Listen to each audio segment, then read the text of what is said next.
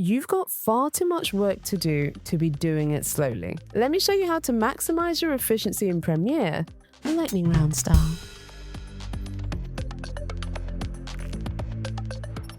We all need to check our footage, but did you know we can check in double speed? Instead of pushing the spacebar to view your work, just press L.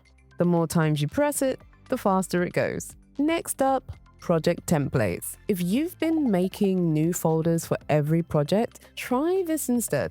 Make a project with your preferred setup and go to File, Save as Template. Call it something.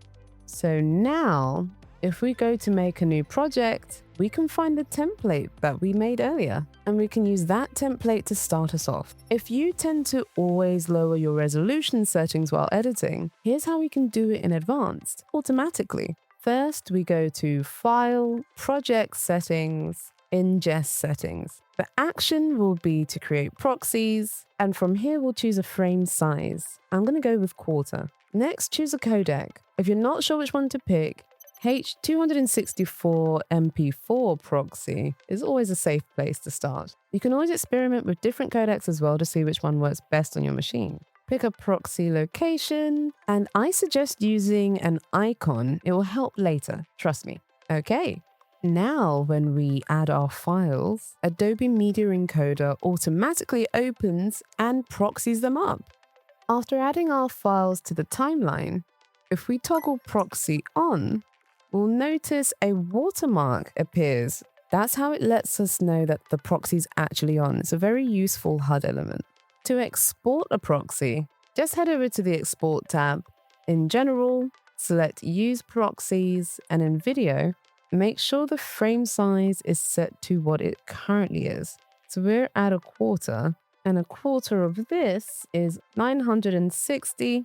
To make this reusable, you can absolutely save a preset. If you ever wanted to auto-sync your clips to music, this is how we do it. Play back your timeline and press M on all the beats you want your clip to change on. Head to your project window and preview a clip while hovering over it. Adjust the start point by pressing the I button. This means when you drag it in, the clip will start from that new point. You can organize the clips in the order you'd like for them to appear in. Otherwise, the order you select them in will work too. But before we move on, let's drag our audio file down just so it doesn't get overwritten. Now we've got our files how we like them. Let's grab a few and go to Automate to Sequence. Ordering is either sort order or selection order, whichever one you picked. Placement at our numbered markers, overwrite edit, and here we go. Let's check it out.